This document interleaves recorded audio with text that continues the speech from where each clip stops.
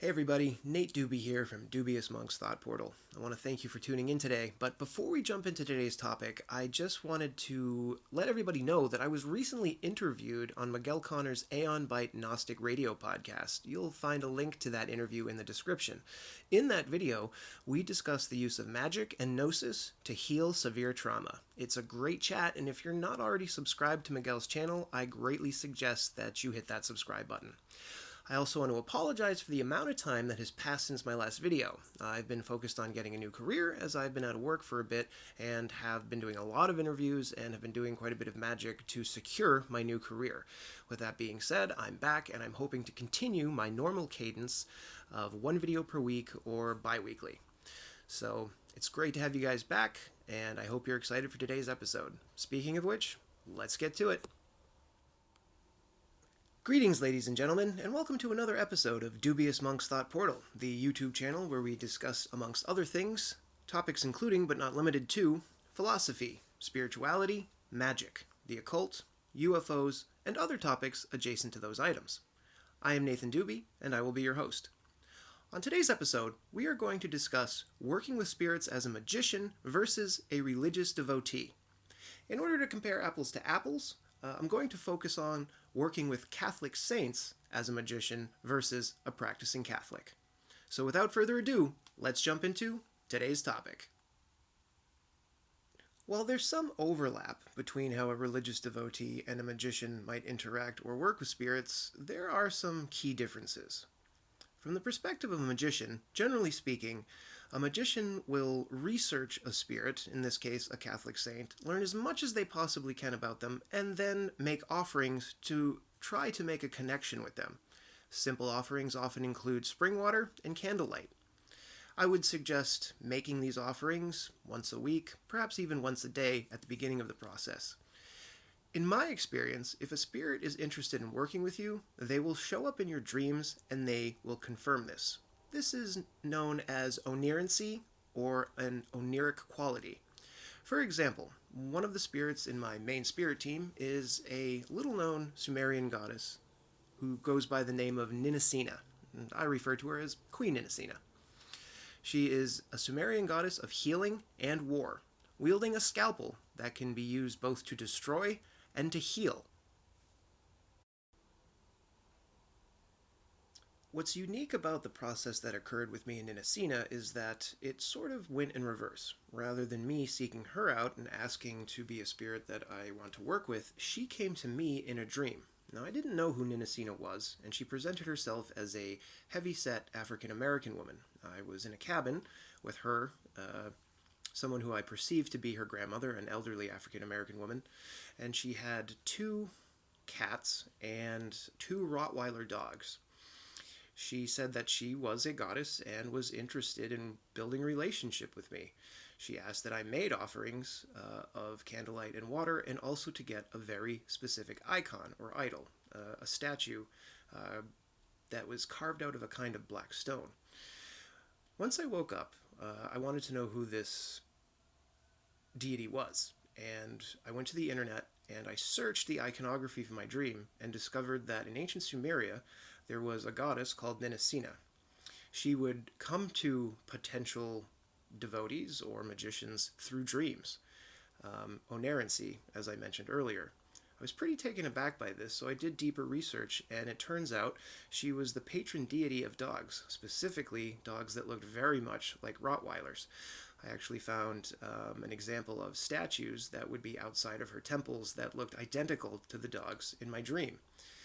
Having confirmed that this was the goddess, I started making offerings, and I developed a relationship with her. Some reasons why you might want to develop a relationship with Queen Ninina is she is an absolutely incredible healing goddess. I have received what I can only say are miraculous healings for minor and major health issues that have arisen, oftentimes with something like a bad bruise, a significant cut, or some other injury. Getting healing, particularly the relief of pain, very quickly after making offerings and praying for healing. She wields a scalpel, which can be used for these healing processes, but like most martial deities, is also a fierce warrior and can use her scalpel to inflict damage against enemies. I don't tend to use her for that because I don't particularly want to have enemies, and I love all my brothers and sisters, and when I say that, I mean humanity in general. With that being said, if someone was to threaten you or your family, she is an excellent and powerful goddess of war who can be used to deter people harming those that you love. Now, with that being said, not all spirits are going to show up in your dreams, and building a relationship with them may have to bypass the oniric experience. For example, as a practicing magician, I began a relationship with the Catholic saint Joseph, that is, the father of Yeshua ben Joseph, better known as Jesus Christ. When I was selling my house back in 2020, at the beginning of the pandemic of all times, I came across a spell from folk Catholicism, which is a kind of magical practice that is practiced by some Catholics, primarily those who follow the Vatican II reformations, as traditional Catholics, or tradcaths as they call themselves, tend to frown upon things that are considered to be magic, which I find a little odd considering that, from my opinion, Catholicism is essentially paganism with a thin veneer of Jesus-colored paint. But I digress. In the spell, you need to get a statue of St. Joseph. You bury him upside down, facing outward towards the road, or inward, depending upon the variant of the spell that you get. You petition St. Joseph to help you to sell your house, and if he comes through, you then have to return with a greater offering. In my case, I gave St. Joseph a place of honor on the altar in my temple. I got a pretty good sized statue, about a foot tall one, and then another smaller one, and I make regular offerings of prayer, candlelight, and spring water to him. Generally speaking, when a Catholic works with one of the Catholic saints, they will petition them with prayer, asking them for guidance, for help, or even manifesting the thing that they desire. And the reason they do this is that Catholics tend to look at Catholic saints as specialists for specific tasks. For example, in the case of St. Joseph being the father of Jesus, is often prayed to by fathers, looking for guidance, helping to generate income, and various other blessings to help them to be great fathers to their children. In this respect, a practicing Catholic is essentially supplicating themselves to the Catholic saint, looking at them as sort of like demigods, spiritual beings who are far more advanced than they are in the ability to manifest things in their life.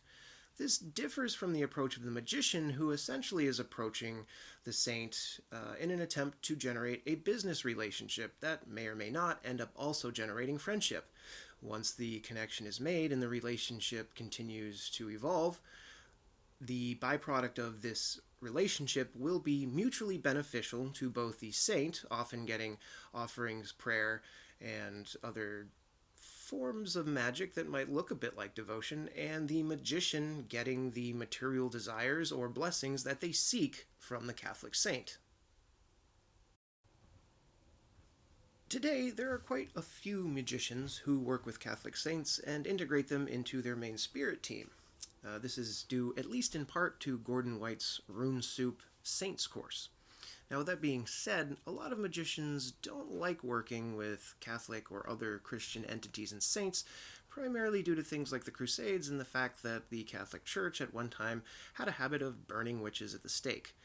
With that being said, thanks to the Vatican II reformations and the Church essentially being an anathema, through the research that Gordon did, which I would suggest that you check out his course, essentially it would appear that Catholic saints are quite open to working with magicians, and I am one of thousands of magicians all over the world who are not Catholics, but who work with Catholic saints and have developed relationships that prove to be beneficial to both parties.